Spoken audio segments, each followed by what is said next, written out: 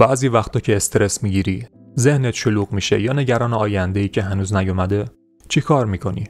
چجوری باید حال خودت رو خوب کنی؟ درود دوست من، قراره با هم 10 مرحله رو بریم تا از دل استرس برسیم به یه حال خوب و آروم. اول بپذیر که مضطربی، فرار نکن.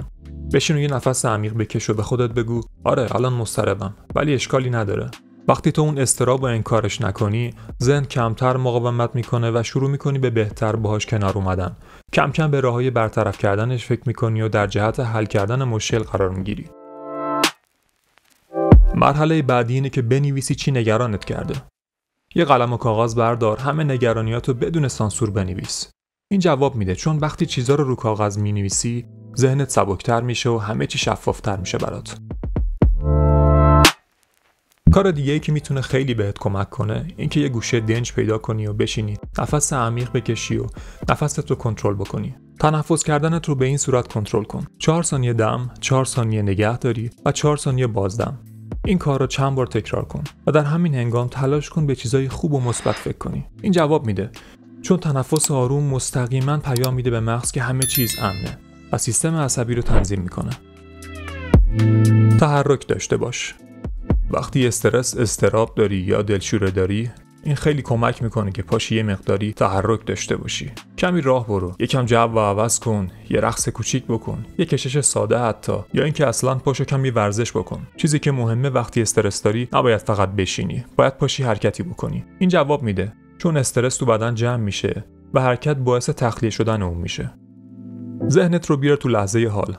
ذهن آگاهی رو تمرین کن. به این صورت که به اطراف نگاه کن. 5 تا چیزو ببین. 4 تا صدا رو بشنو. 3 تا چیزو لمس کن. این کار باعث میشه ذهنت رو از آینده و گذشته بکشی به حال. جایی که واقعیه برای تو و توی کنترل تو هست. و تو رو از گذشته‌ای که دیگه گذشته و آینده‌ای که هنوز اتفاق نیفتاده رها میکنه.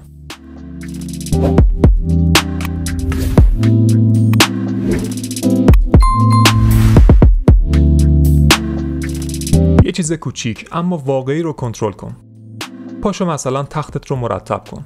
لباساتو تا کن. یه کار ریز اما قابل انجام و اینکه سریع بتونی نتیجه بگیری رو انجام بده. این خیلی میتونه مفید باشه، چون کنترل داشتن حتی روی چیزای کوچیک بهت احساس قدرت و آرامش میده.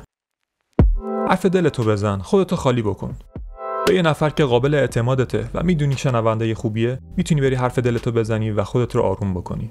مثلا به یه دوست، به خواهرت یا برادرت، یا حتی اگه کسی اطرافت نیست، میتونی صدات رو رکورد بکنی برای خودت و درد و دلت رو به خودت بگی. این چرا جواب میده؟ چون گفتن یعنی خالی شدن و شنیده شدن باعث سبکی آدم میشه. با چیزهایی که حالت رو خوب میکنن ارتباط بگیر. یه موزیک آروم گوش کن، یه دوش آب گرم بگیر، یه فیلم کمدی ببین، یه چای خوش‌طعم بریز برای خودت. این کمک میکنه، چون مغز بین محرک خوب و حس خوب رابطه میسازه و خودش رو ریکاوری میکنه. به خودت بگو الان این فقط یه فازه که میگذره، یا به اصطلاح خودمون این نیز بگذرد. بلند بگو یا بنویس من قبلا هم از این سختی‌ها رد شدم، اینم میگذره. این خیلی کمک میکنه، به ذهنت یادآوری میکنی که اینم موندگار نیست و این نیز بگذرد. اینم فقط یه فاز کوچیکه، نه یه سرنوشت. یه کار کوچیک برای آینده انجام بده. پاشو یه قدم کوچیک برای کاری که نگرانیشی بردار، حتی اگه خیلی کوچیکه. این خیلی موثره، چون اقدام کردن مساوی میشه با کنترل بیشتر و کنترل بیشتر مساویه با آرامش بیشتر.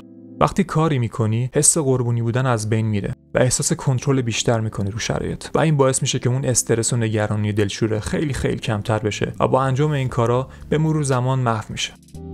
دوست من، زندگی همیشه راحت نیست، ولی تو میتونی توی دل سختی ها هم حال خوب بسازی. این 10 مرحله رو تمرین کن و ببین که چطور ذهنت نرمتر و قلبت آرومتر میشه.